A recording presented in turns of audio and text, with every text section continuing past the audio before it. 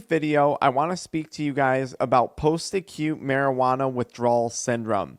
For those of you who are new to the channel, my name's Dr. Frank. I'm the founder of Addiction Mindset Recovery Coaching Programs, where we help people quit nicotine, THC, energy drinks, and adult media content. Now, if you're watching this video, I was once in your shoes experiencing acute marijuana withdrawal and post-acute marijuana withdrawal symptoms. So trust me, I promise I know what you're going through, and I promise there is a light at the end of the tunnel. Now, before I get this started, I just want to mention I put a bunch of links in the video description below giving you further information on this topic. So be sure to check that out at the end of today's video. Now, when you first quit smoking weed, there's a phase of acute withdrawal, and these are typically very physical symptoms that people experience. Headache, muscle pain, nausea, insomnia, very, very physical symptoms.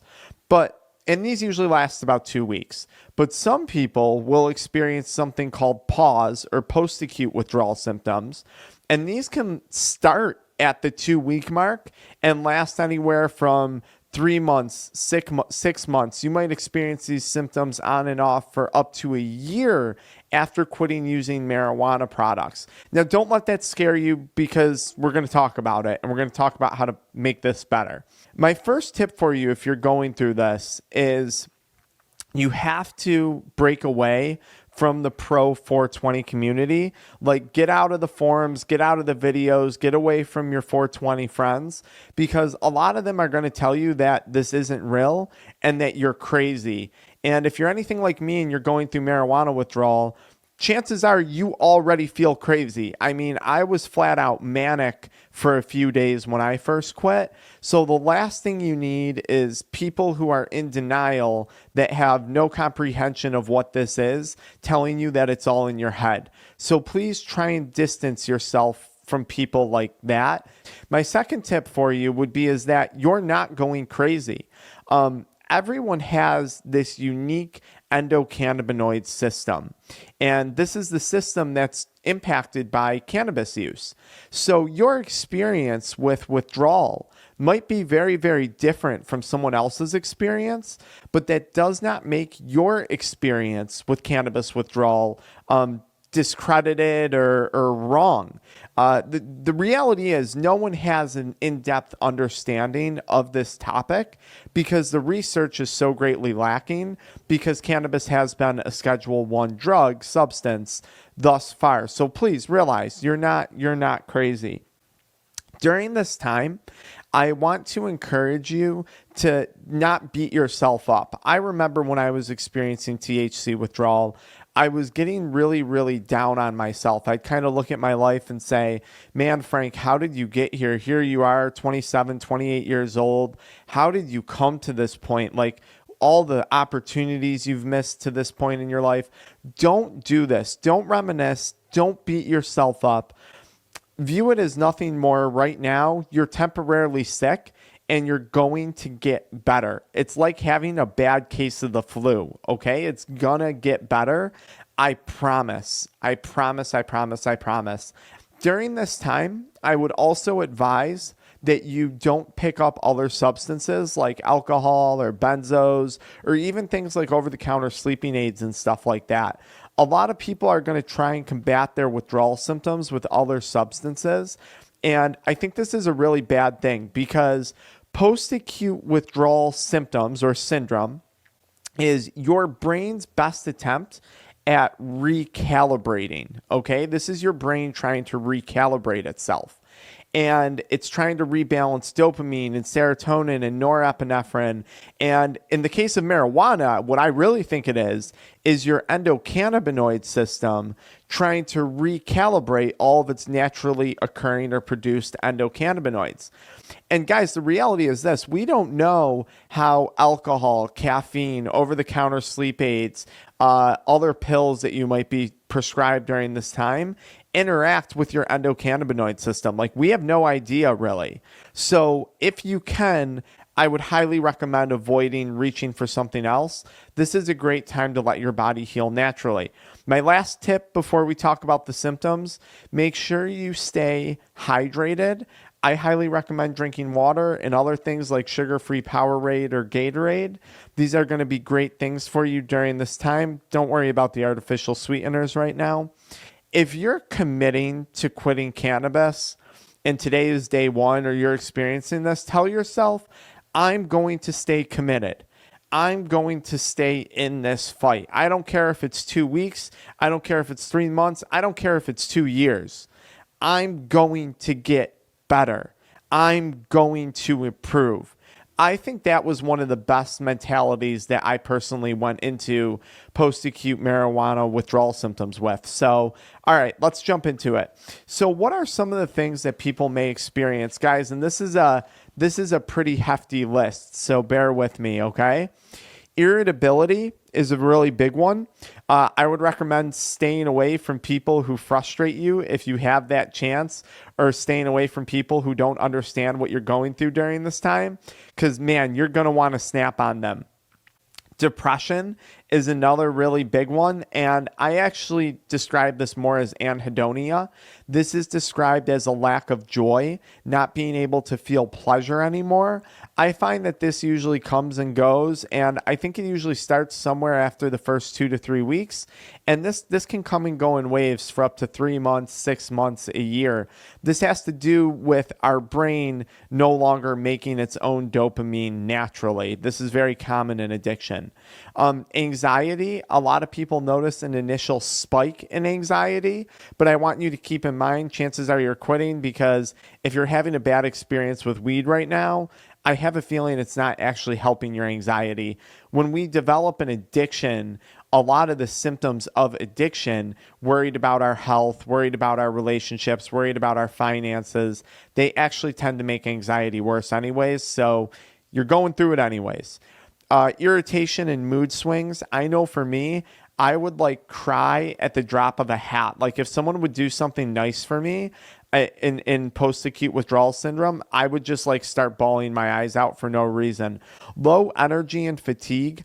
A lot of this has to do with fluctuations of dopamine and epinephrine, and probably insomnia, which we're going to talk about. Very, very normal to experience that initial state of fatigue. And like I said, for a lot of people, it has to do with insomnia. Now, some good news and bad news. The good news is eventually the insomnia is going to get better. The bad news is this may last a long time, guys. 2 weeks. I've seen studies talk about insomnia lasting as much as 45 days during the post-acute withdrawal phase of marijuana or THC products. My best advice is check out other videos that I made dedicated to insomnia at the end of this video. Brain fog. This is very, very common. When you're not getting those hits of dopamine throughout the day after you quit an addiction, it's very normal to get brain fog, to feel disoriented. So I would recommend when you first quit THC products, I'm sorry, guys. I have like an eyelash in my eye or something like that. It's driving me nuts. Don't participate in challenging tasks or things like that. Like, try not to partake in things that are going to stress you out, especially things that stress you out, because stress is reported as like the number one trigger for an onset of an attack of post-acute withdrawal symptoms. So like, maybe play video games, watch Netflix, do mindless things. I really enjoyed reading during this time, but do mindless stuff. That should help with some of the brain fog and that feeling of disorientation throughout the day. Chronic pain or myalgia. This is another really common one. I experienced this for an extremely long period of time. Now, granted, I was addicted to other stuff, energy drinks, nicotine, adult media content. So this could have been due to some of those things as well, too. But guys, it took me a solid year and a half, maybe even longer, until I could actually start like weight training again and lifting weights in the gym. My pain perception was so messed up.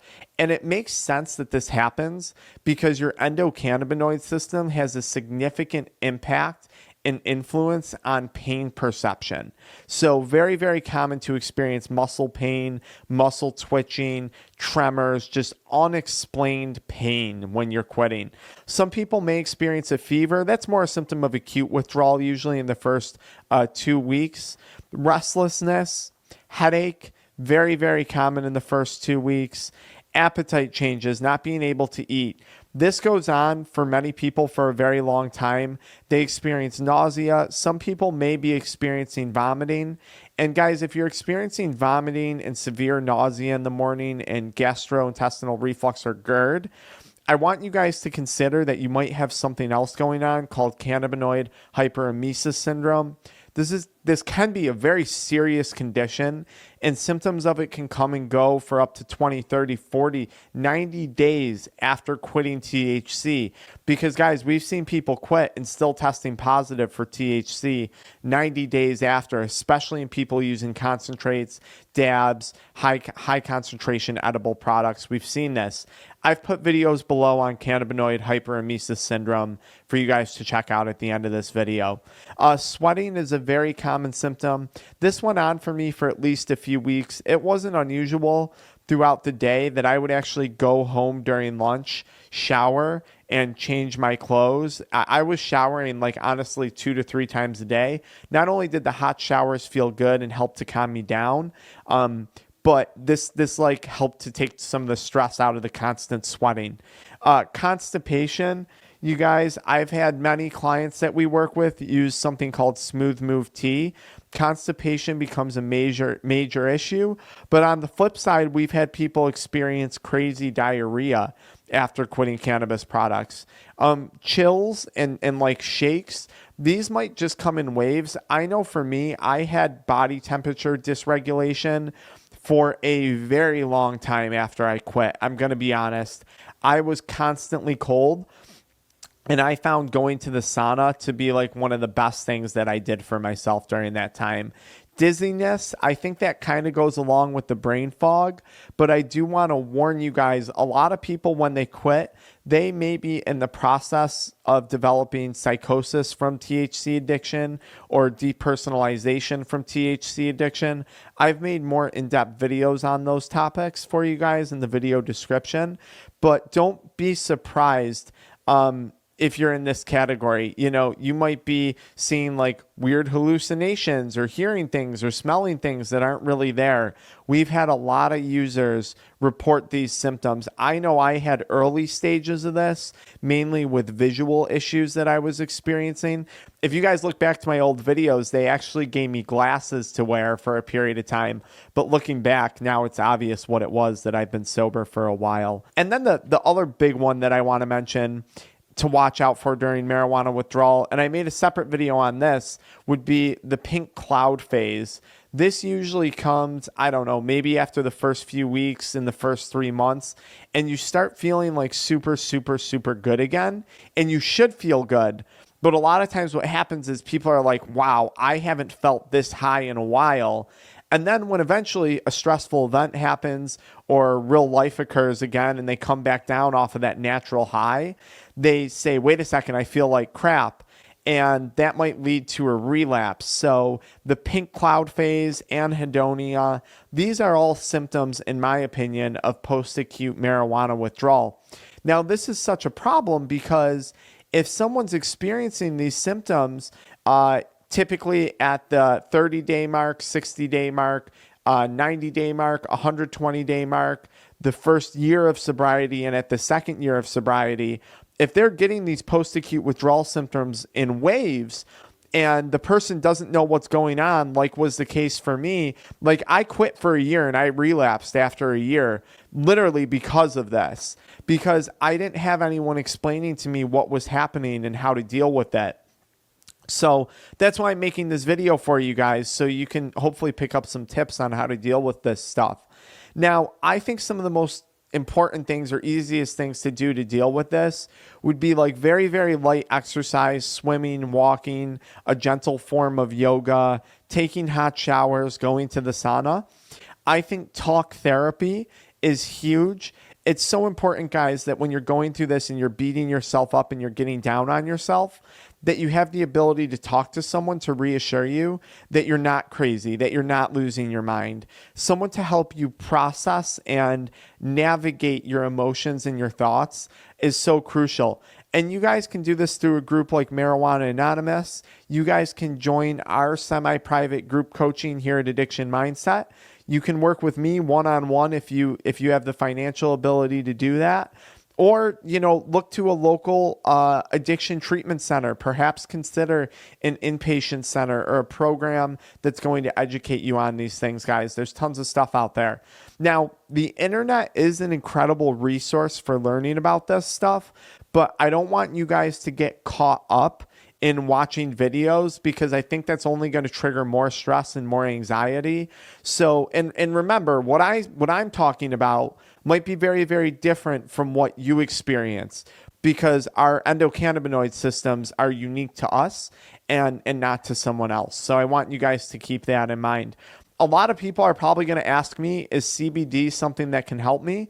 And my answer is, if you have a high quality CBD product and it has third party testing and you're using the right dose and you're doing everything correctly, then there is a chance it can help you with this. If you are suffering from cannabinoid hyperemesis syndrome, then I think do not use CBD. If you're getting the vomiting and the constant nausea, that might make things a lot worse and trigger more symptoms of CHS, which I've made other videos about that on my channel that I linked below, about using CBD to quit and all that stuff. Guys, I tried to make in this video the most comprehensive video on quitting THC